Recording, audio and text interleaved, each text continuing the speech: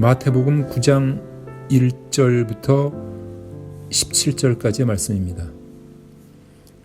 예수께서 배에 오르사 건너가 본 동네에 이르시니 침상에 누운 중풍병자를 사람들이 데리고 오거늘 예수께서 그들의 믿음을 보시고 중풍병자에게 이르시되 작은 자야 안심하라 내 죄의 사함을 받았느니라.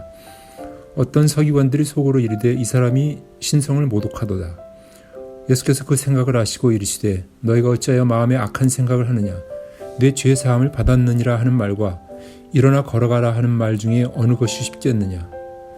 그러나 인자가 세상에서 죄를 사하는 권능이 있는 줄을 너희로 알게 하노라 하시고 중풍병자에게 말씀하시되 일어나 내 침상을 가지고 집으로 가라 하시니 그가 일어나 집으로 들어가거늘 무리가 보고 두려워하며 이런 권능을 사람에게 주신 하나님께 영광을 돌리니라.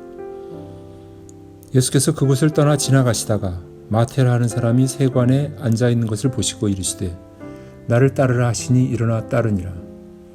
예수께서 마태의 집에 앉아 음식을 잡수실 때에 많은 세리와 죄인들이 와서 예수와 그의 제자들과 함께 앉았더니 바리새인들이 보고 그의 제자들에게 이르되 어찌하여 너희 선생은 세리와 죄인들과 함께 잡수시느냐. 예수께서 들으시고 이르시되 건강한 자에게는 의사가 쓸데없고 병든 자에게라야 쓸데있느니라. 너희는 가서 내가 긍휼을 원하고 제사를 원하지 아니하노라 하신 뜻이 무엇인지 배우라. 나는 의인을 부르러 온 것이 아니요 죄인을 부르러 왔노라 하시니라. 그때 요한의 제자들이 예수께 나와 이르되 우리와 바리새인들은 금식하는데 어찌하여 당신의 제자들은 금식하지 아니하나이까. 예수께서 그들에게 이르시되 혼인집 손님들이 신랑과 함께 있을 동안에 슬퍼할 수 있느냐. 그러나 신랑을 빼앗길 날이 이르리니 그때에는 금식할 것이니라. 생배 조각을 낡은 옷에 붙이는 자가 없나니 이는 기운 것이 그 옷을 당기어 헤어짐이 더하게 되며 새 포도주를 낡은 가죽 부대에 넣지 아니하나니 그렇게 하면 부대가 터져 포도주도 쏟아지고 부대도 버리게 됨이라. 새 포도주는 새 부대에 넣어야 둘이 다 보존되느니라. 아멘.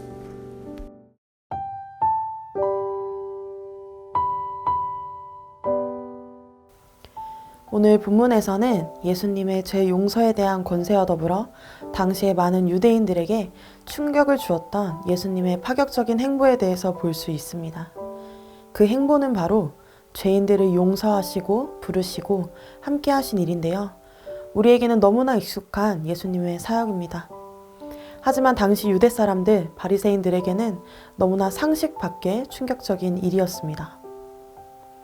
마태복음을 기록한 저자 마태는 예수님이 갖고 계신 죄사함의 권위에 대해서 보여주고자 하고 있습니다. 예수님이 죄사함의 권세를 가지고 계신 것은 곧 그분이 하나님이시라는 것을 의미합니다. 중풍병자를 향하여 작은 자야 안심하라 내 죄사함을 받았다 라고 하신 예수님의 말씀에 율법 학자들은 속으로 이 사람이 신성모독하는구나 생각했다고 합니다. 그들이 느끼기에 예수님께서 하나님만이 하실 수 있는 죄 용서에 대한 말씀을 하시니 불편함을 느낄 수밖에 없었을 것입니다. 그러나 예수님은 불편해하는 이들에게 보란듯이 중풍병자를 일어나 걷게 하시고 정말로 죄사함의 권세가 있다는 것을 보게 하셨습니다. 예수님께서 일어나 걷게 하신 것, 즉 병을 회복하신 것은 당시 유대인들이 가지고 있는 관념을 정확히 알고 계셨기 때문인데요. 유대인들이 믿기로 병은 곧 죄가 있음을 의미했고 죄가 깨끗해져야만 병도 낫는다고 믿었습니다. 그런데 예수께서 실제로 병고침을 행하셨으니 자신이 곧 죄를 사하여 주시는 분인 것을 증명한 것이죠. 이것은 예수님을 불편해하는 바리새인들을 더욱 불편하게 만드는 일이었습니다. 이어서 예수께서 세리 마태를 부르시고 마태의 집에서 죄인들이라 불리는 자들과 함께 식사하시는 장면을 볼 수 있습니다. 이 또한 유대인들, 곧 바리새인들에게 충격을 주는 장면입니다. 마태의 직업인 세리는 당시 굉장히 얄밉고 미움을 받던 직업이었습니다.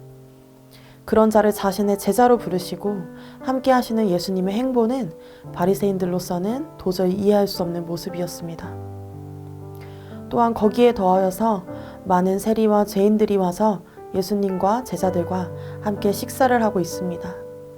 이 모습을 지켜보고 있던 바리새인들은 도저히 참을 수 없어 제자들에게 질문을 합니다. 왜 너네 선생이라 하는 저 사람은 우리가 죄인이라 부르는 사람들과 함께 앉아 식사를 하고 있는가? 질문했습니다. 이에 예수님께서 본인이 직접 대답하셨습니다. 13절에 나는 의인을 부르러 온 것이 아니요 죄인을 부르러 왔노라. 예수님을 의인이라 칭함받는 자들이 아니라 죄인이라 불리는 자들, 곧 예수님이 필요한 자들을 위해 오셨다고 말씀하십니다. 하지만 바리새인들은 이 말씀을 도저히 이해할 수 없었을 것입니다. 오히려 불편했을 것입니다. 왜냐하면 자신들이 의인이라 불리우는 자들이었기 때문입니다. 바리새인들은 왜 예수님의 행보에 불편해하고 화를 낼까요? 유대인들 중에서도 율법학자들, 바리새인들은 주류였고 그들 스스로도 매우 자부심을 느끼며 공동체 안에서 살아왔을 것입니다. 그러나 예수님의 관심은 이런 주류라 하는 바리새인들에게 있지 않고 많은 이들이 무시하고 관심 없어하는 병든 자 그리고 죄인들에게 있었습니다. 이들이 느끼는 불편함은 자신들이 아니라 죄인들과 함께하는 예수님의 모습에 불편함을 느낀 것이 아니라 자신들로서는 정말 죄인이고 무가치한 존재들이라 생각하는 존재들과 함께하는 예수님의 모습이 정말 이해가 되지 않았던 것이죠. 하지만 12절에 예수님은 이렇게 말씀하셨습니다. 건강한 자에게는 의사가 쓸데없고 병든 자에게라야 쓸데 있느니라. 내가 아프고 치료가 필요하다고 느껴야만 병원에 가서 진료를 받죠. 내가 아픈 곳이 없고 건강하다 생각하는데 갑자기 의사를 찾아가 나를 고쳐달라고 하는 사람은 없을 것입니다. 이처럼 예수님의 용서와 자비는 이를 필요로 하고 간절히 원하는 자들에게 주어졌습니다. 바리새인 자신들은 충분히 의롭기 때문에 혹은 의롭기 위하여 아주 많은 노력을 하고 있었기 때문에 예수님이 필요하다고 생각할 수 없었습니다. 그리고 예수님의 용서와 자비는 이런 이들에게는 필요가 없습니다. 그리고 알 수가 없습니다. 하지만 스스로 죄인임을 알고 하나님의 자비를 구하며 나아가는 이들에게 예수님은 한없는 자비와 은혜를 입게 하십니다. 예수님은 예수님이 필요한 자들과 함께 하시기 위하여 오셨습니다. 마지막으로 요한의 제자들이 예수님과 제자들에게 왜 금식하지 않냐고 묻는 장면이 나옵니다. 요한의 제자들은 바리새인들과 자신들은 자주 금식을 한다고 말했습니다. 예수님을 필요로 하지 않고 모르는 자들은 여전히 종교적 관습과 전통을 통해 의를 이루고자 합니다. 이에 예수님은 새 포도주는 새 부대에 넣어야 한다고 말씀하십니다. 예수님이 오심으로 도래한 하나님 나라는 정통적인 종교적 틀 안에 가둘 수 없음을 단호히 말씀하시는 것이죠. 종교적으로 지켜왔던 제사와 간습, 특정 건물이나 물건을 성스럽게 여기는 것과 같은 것들을 여전히 놓지 못하는 모습은 예수님이 주시는 은혜와 함께 할 수 없습니다. 앞서 보았던 예수님의 죄인들을 용서하심과 부르심, 함께 하심과 같은 충격적인 행보들은 유대인의 종교적 틀로 볼 때 절대 이해할 수 없는 모습입니다. 만약 우리가 예수님의 은혜 앞에 어떤 내가 붙들고 있는 종교적 행위와 간습을 더하여 나아가려 하고 있다면 예수님이 말씀하신 새 포도주는 새 가죽 부대라고 하신 말씀을 기억하며 내려놓아야 할 것입니다. 함께 말씀을 가지고 기도하기 원합니다.